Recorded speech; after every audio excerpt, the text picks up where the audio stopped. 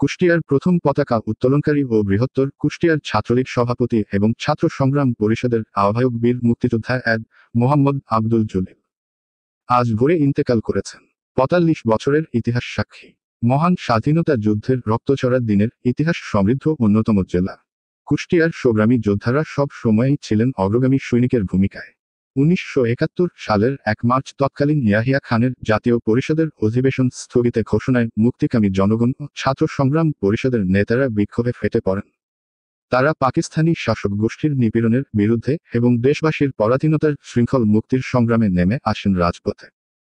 সেদিনের সেই রক্তচড়া ইতিহাসের পাতা থেকে স্মৃতিচারণ করতে গিয়ে তৎকালীন বৃহত্তর কুষ্টিয়ার ছাত্রলীগ সভাপতি ও ছাত্র সংগ্রাম পরিষদের আহ্বায়ক বীর মুক্তিযোদ্ধা অ্যাড মোহাম্মদ আব্দুল জলিল বলেন, ১৯৭০ সালে সাধারণ নির্বাচনে বাংলার ইতিহাসের মহানায়ক জাতির জনক বঙ্গবন্ধু শেখ মুজিবুর রহমানের নেতৃত্বে আওয়ামী লীগ পাকিস্তান জাতীয় পরিষদের সংখ্যাগরিষ্ঠ আসনে জয়ী হয়।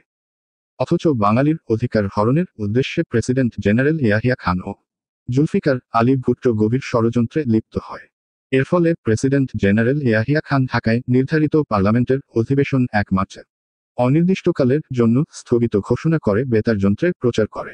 এ সংবাদ শোনার পর ছাত্রলীগ সাধারণ সম্পাদক শামসুল হাদি, কুষ্টিয়া সরকারি কলেজের ভিপি শেখ দলিল উদ্দিন, জিএস মারফত আলীসহ আব্দুল মমিন, মধু, মাসুম, লোকমান, হেলাল, গিয়াস মিন্টু, পুটাসহ অন্যান্য নেতৃবৃন্দদের নিয়ে মিটিং করে ঢাকাতে কাজী আরেফ ও আব্দুর রাজ্জাক ভাইয়ের সাথে যোগাযোগ করেন অ্যাড আব্দুল বারী, জিনাত আলী। ঢাকাতেও সবাই প্রেসিডেন্ট ইয়াহিয়া খান ও ভুট্টো ষড়যন্ত্রের বিরুদ্ধে সোচ্চার হয়ে ওঠেন। পাক শাসকের বাঙালি নিষ্পেষণের বিরুদ্ধে এবং বাঙালি জাতির রাষ্ট্র প্রতিষ্ঠার জন্য স্বাধীনতা সংগ্রামের প্রস্তুতি গ্রহণ করেন। তারই সূত্র ধরে সিদ্ধান্ত হয় প্রস্তাবিত বাংলাদেশের পতাকা হবে সবুজের মাঝে লাল সূর্য, এর মাঝে পূর্ব পাকিস্তানের মানচিত্র থাকবে। যদি ২ মার্চ ঢাকাতে পতাকা তোলা হয় তবে আমি ৩ মার্চ সম্ভব হলে প্রস্তাবিত পতাকা নিয়ে কুষ্টিয়াতে এসে তা উত্তোলন করা। সিদ্ধান্তানুযায়ী ২ মার্চ আওয়ামী লীগ নেতাদের সাথে পরামর্শ করে ছাত্র সংগ্রাম পরিষদের মিটিং করে কেন্দ্রীয় ছাত্র সংগ্রাম পরিষদের গৃহীত সিদ্ধান্ত মোতাবেক ৩ মার্চ কুষ্টিয়া ইসলামিয়া কলেজ চত্বরে ছাত্র জনতার জমায়েত আহ্বান করা হয়। ইতোমধ্যে প্রস্তাবিত স্বাধীন বাংলা পতাকা তৈরি করার জন্য মাসুমের বাসায় গোপনে বৈঠক হয়। সেখানে দলিল উদ্দিন, মধু, মাসুম বদর দর্জিকে ডেকে এনে প্রস্তাবিত পতাকার মোটামুটি একটা ধারণা দেয়া হয়। ২ মার্চ চুয়াডাঙ্গা মেহেরপুর সহ ছাত্র সংগঠনগুলোকে সংগ্রাম পরিষদের সিদ্ধান্ত জানিয়ে দেয়া হয়। ২ মার্চ ডাকসুর সহ সভাপতি আসম আব্দুর রবের নেতৃত্বে প্রস্তাবিত স্বাধীন বাংলার পতাকা উত্তোলনের সংবাদ পেয়ে আমাদের সাহস ও উদ্যম বেড়ে যায় বহুগুণ।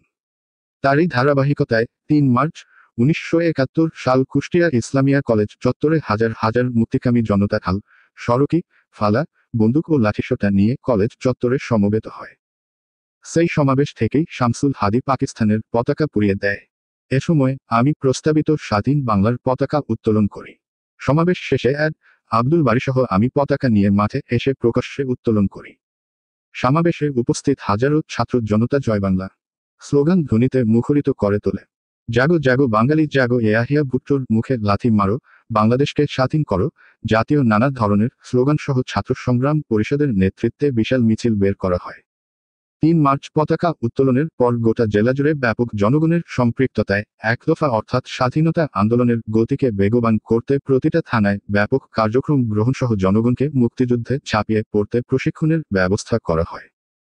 শুরু হয় পাক শাসক গোষ্ঠীর বিরুদ্ধে রক্তক্ষয়ী যুদ্ধ। দীর্ঘ ৯ মাস যুদ্ধ করে ৩০ লক্ষ শহীদের আত্মদান ও দৈর্ঘ্য মা বোনেদের সম্ভ্রমহানির বিনিময়ে অর্জিত এই স্বাধীনতা ছিল মুক্তিকামী বাঙালি জাতির পরাধীনতার শৃঙ্খল মুক্তির মধ্য দিয়ে একটি শোষণহীন সুখী সমৃদ্ধ বাংলাদেশ গড়ার দৃপ্ত প্রত্যয়।